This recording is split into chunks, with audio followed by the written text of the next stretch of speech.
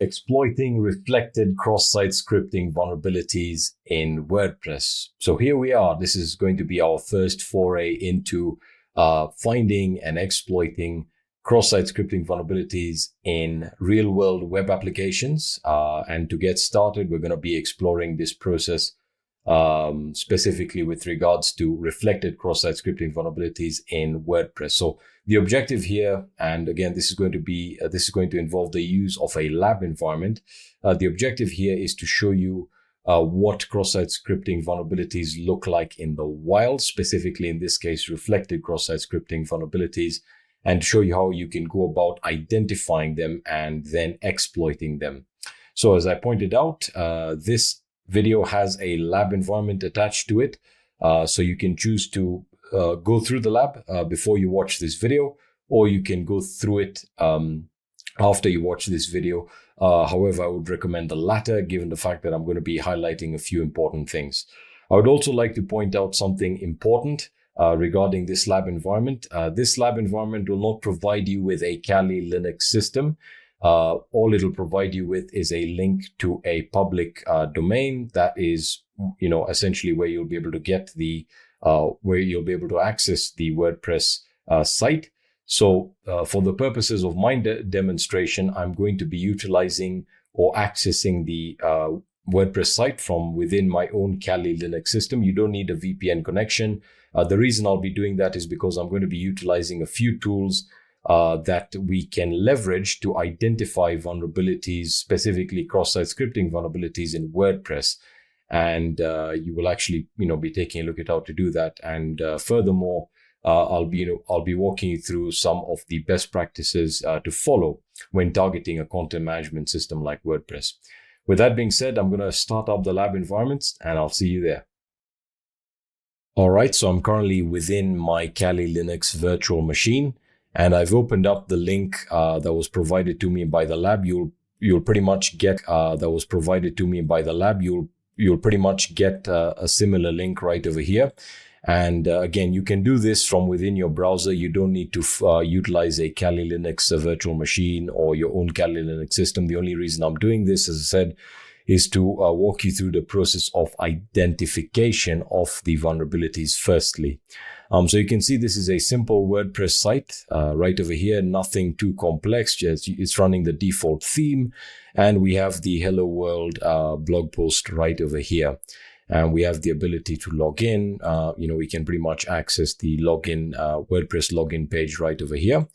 So to start off, whenever you're targeting a content management system, especially one like WordPress, it is vital to understand how they're developed. Now, why am I saying this? Well, we could have ran the default active scanner with something like OSCP to try and identify vulnerabilities that way. However, the issue that we would run into, as you'll see, is firstly authentication, and secondly, the way content management systems like WordPress work is they extend functionality through the use of third-party plugins. All right, now third-party plugins are great. They can allow you to set up a really, really cool WordPress site with tons of functionality.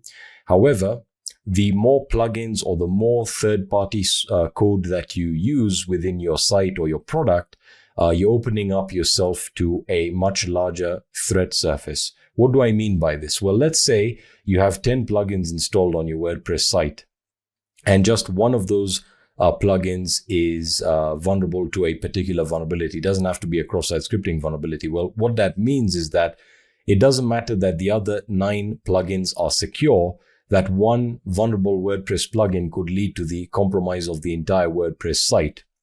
So that's one of the main issues with content management systems and third-party modules. So if you do have a WordPress site, that's something that you want to keep an eye out for with regards to your plugins and whether they are vulnerable to any particular vulnerability. Now, how would we go about finding this information out? Well, the best tool to perform enumeration and vulnerability scanning on a WordPress site is WordPress Scan. All right, and most of you would be or should be familiar with this. We'll be covering WordPress penetration testing or CMS security testing in its own course. But I also wanted to introduce you to WordPress Scan and the process of identifying these vulnerabilities, because I could, go directly to the vulnerability and not highlight that process. So WordPress Scan can be installed. It's an absolutely free, open source command line utility. It can be installed on Kali if it doesn't come prepackaged already. You can install it by saying sudo apt-get install WordPress Scan. All right.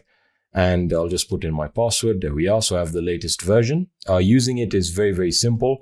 You can open up the help menu to learn more about it. I'll be focusing primarily on the most important aspects of functionality here that will give us the information that we're looking for. So firstly, I would like to make a few clarifications. By default, WordPress Scan as it is does not perform a vulnerability scan. What that means is that you can perform enumeration and detect plugins. However, plugins and themes. However, you'll not be able to identify the vulnerabilities within those plugins or themes by default. In order to get that functionality, you need to head over to the WordPressScan.com website and register for a free account. Once you do that, you can navigate to your profile section and you'll be provided with an API token. So as you can see, I'm currently on the free plan, and that provides you with a daily API request limit of 75. Each time you use WordPress Scan with the API key or the API token, you will have the ability to essentially identify vulnerabilities in plugins that are on a WordPress site. And every time you run a particular check or scan with WordPress Scan and utilize your API token, that'll typically take about 2 or 3 API requests per run. So you want to be cognizant with that. And of course, as I said, the daily limit is set to 75, which is really fantastic. You don't have to pay to use it. A lot of people, have stopped using WordPress Scan because they think it doesn't scan for vulnerabilities. It does. You just need to know how to use it. So WordPress Scan, as I said, is fairly simple to use. All you need is the target URL, and to run it, you can simply say WordPress Scan and then URL and then paste in the URL. All right. So we're not specifying any options. So by default, without the API token, let's see what information it gives us. And this is what I wanted to point out. All right. So you can see the URL is valid and it starts the scan. It's going to display the headers, and then it'll tell us, the version of WordPress installed. And then it is going to try and enumerate all plugins via passive methods. I'll show you how to change that. And there we are. So we're done. So by default, without the API token or any options specified explicitly, it'll just perform basic enumeration. So firstly, it'll provide us with the headers that tell us that the server is Apache 2.4.7. The server-side language is PHP 5.5.9, which makes sense. WordPress runs on PHP. So we know we're dealing with a Linux system, and the web server is Apache. The server-side programming language is PHP, and we know that we have a MySQL database or any other relational database, because WordPress is a content management system and requires a database. So there's no issue there. What the first key piece of information we get is the version of WordPress and that is installed, right? And in this case, you can see it's version 4.8, which is insecure. Okay, and it'll tell you how it found that information out.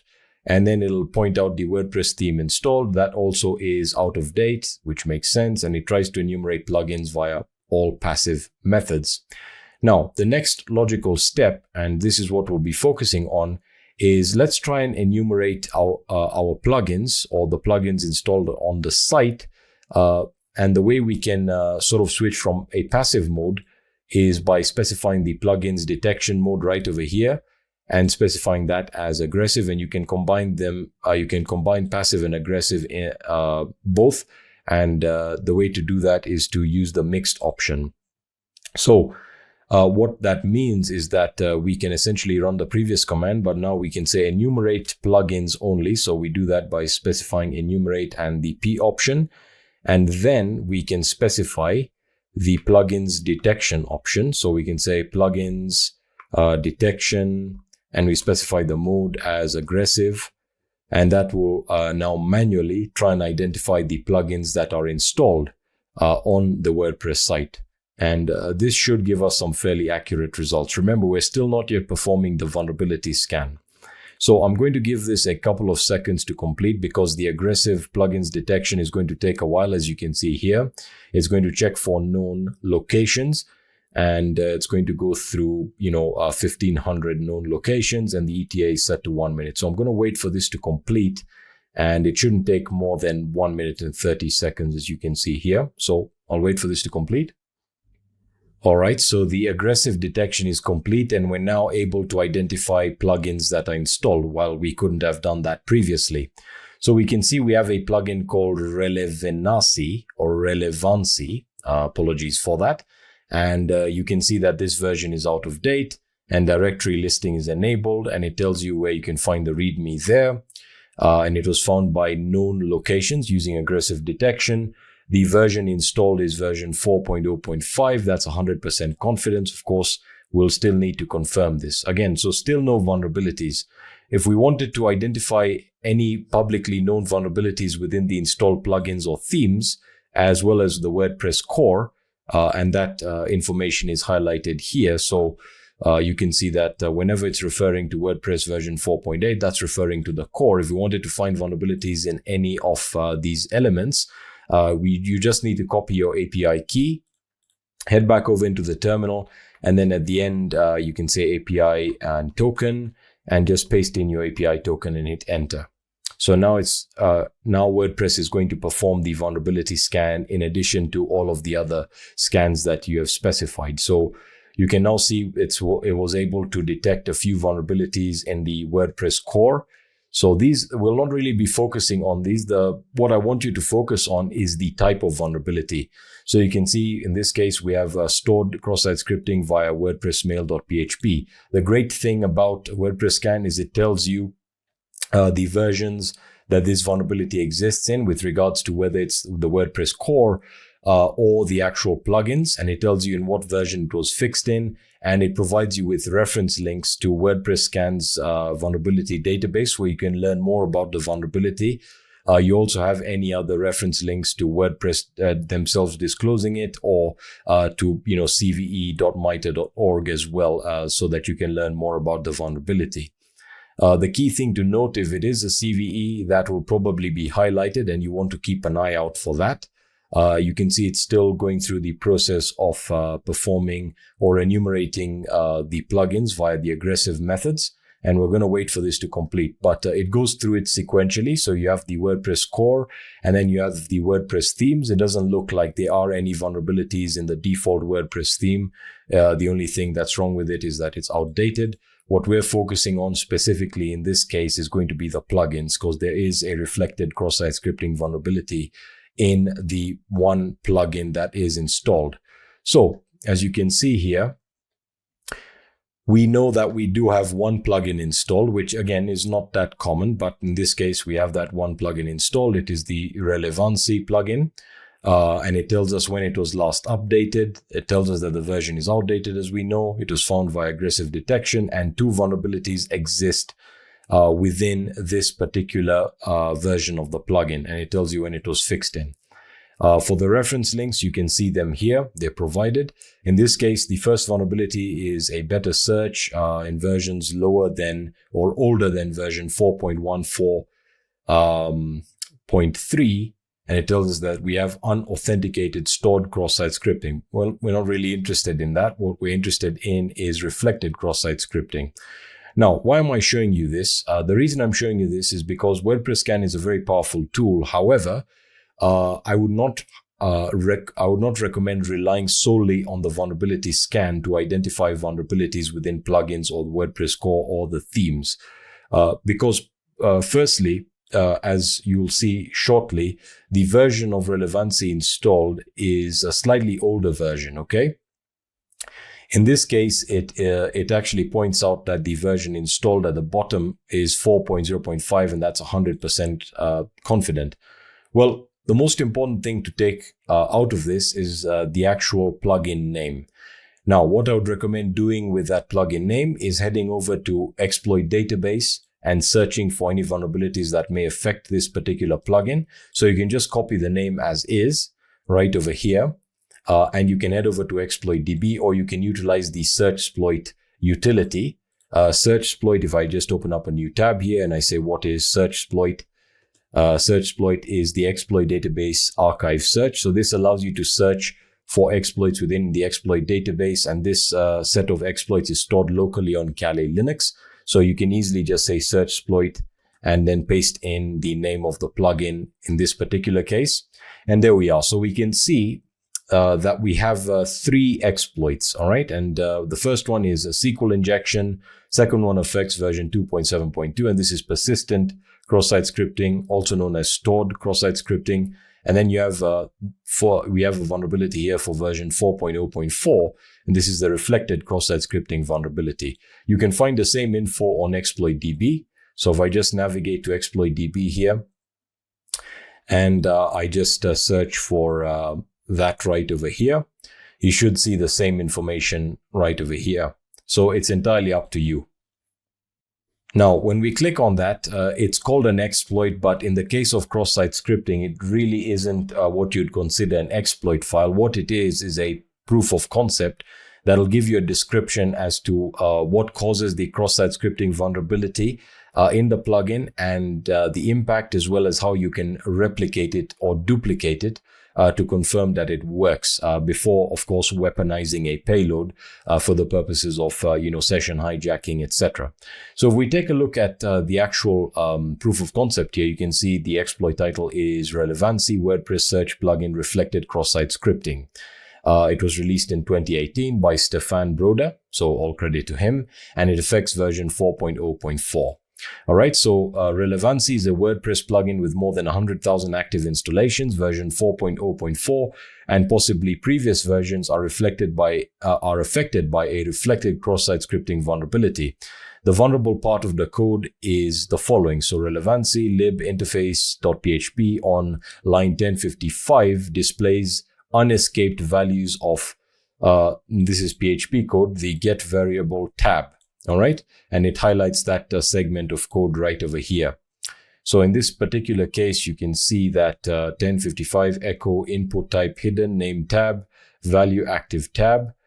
And if we take a look at the impact, you can see arbitrary JavaScript code can be run on the browser side if a logged in WordPress administrator is tricked to click on a link or browse a URL under the attacker's control. This can potentially lead to the creation of new admin users or remote code execution on the server. The proof of concept is fairly simple. The attacker needs to have the victim, and in this case, the victim for this to work is going to be need to be a WordPress administrator on the site. So if you remember during the examples in the slides when I introduced you to reflected cross-site scripting, I pointed out that reflected cross-site scripting is very effective for cookie stealing, and I'll be explaining that in the next video. But in this case, our primary target is going to be the administrator of the site. So the first thing we need to do is, of course, craft the URL, and it provides us with the actual URL that we need to navigate to. And then furthermore, it includes a proof of concept cross-site scripting payload here that will, at least in this case, and we can decipher this, will essentially bring up an alert, therefore confirming that the site, the WordPress site, is indeed vulnerable to cross-site scripting. So this lab provided you with the admin credentials. The reason why it did that is so that you can create it and you can actually see this active and what it would look like. So what we need to do first, the first thing we need to do is we need to always analyze the payload, especially when using public exploits or proof of concepts, in order to verify that they are safe, because we don't want to cause any unintended damage to any resources. We can easily decode this because this is URL encoded by opening up something like Burp Suite. And we're not really going to use it in this particular case. The only module we're utilizing is the decoder. So we'll head over to the decoder and paste that payload in there. And we're going to say decode as URL, and this will decode it for us. And you can see right over here, we have the example that we had previously in the anatomy of a cross-site scripting attack video, where we need to essentially, because of the fact that we do have a filtering here, escape character filtering, we need to utilize specific characters here to essentially invoke or to prevent the filter from blocking whatever we're trying to inject in the form of a payload. If we take a closer look at the actual proof of concept code here, or rather the documentation, it points out that in order to exploit this vulnerability, the attacker needs to have the victim, in this case the WordPress administrator, visit the following link. And furthermore, it says right over here, please note that quotes and double quotes are properly escaped by WordPress, so keep that in mind. So we can include quotes and double quotes.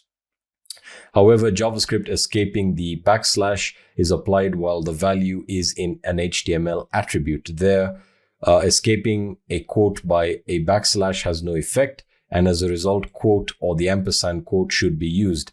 This allows us to break out of the HTML attribute and start the script tag. So that's exactly what we're doing here. We're essentially breaking out, or what this payload does. And I've opened up another session here, so let me just close that up.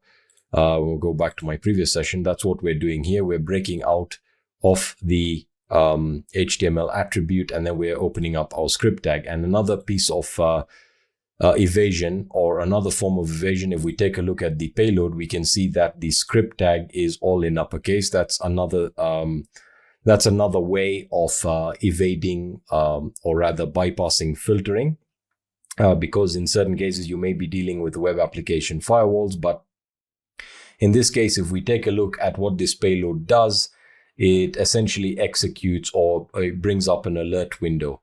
So we need to actually use it in its URL encoded format. As I said, what we're going to do is we're going to utilize the credentials that were provided to you for this lab to simulate what would happen once you send the properly or specially crafted link to the administrator. And again, the payload that you end up using is going to be entirely up to you. In the next video, I'll be showing you how to perform cookie stealing, or how you can generate a cookie stealing payload that you can utilize specifically when exploiting reflected cross-site scripting vulnerabilities. So the point being is, let's firstly generate this particular link. It's already been done, but let's assume we're targeting the admin, and I'm just going to assume I'm the admin here. So admin, and the password has been provided to you, but the credentials are admin and password 1. So our target is this user here, the WordPress admin that has access to the dashboard, and that's the only way this vulnerability will work. So the first thing we need to do is, of course, we need to get the link, which again just points towards the actual URL of the WordPress site. And then the rest of this particular payload, or this particular link here, has everything else that we need. So I'm going to open up a text editor, not a web browser, but a text editor right over here. And we are just going to paste in the URL of the site. And we can omit the WordPress admin section there, because we already have it here. And we're going to copy that there and then just paste it ahead of this. And we pretty much have our specially crafted link. Now, of course, this looks very suspicious. So as I mentioned previously many times, this can be shortened using a link shortener to make it less suspicious. And that's something that you should be aware of. But generally speaking, what we would typically do is, you can change the payload to get it to execute whatever JavaScript you want it to execute. The most important thing to note is the way you send this to the WordPress administrator. So you could potentially create an email, a phishing email, where you essentially, come up with a scenario saying that your WordPress site needs to be updated. Please click on this link. There's a serious vulnerability, stuff like that. Any link that would convince someone to click on it.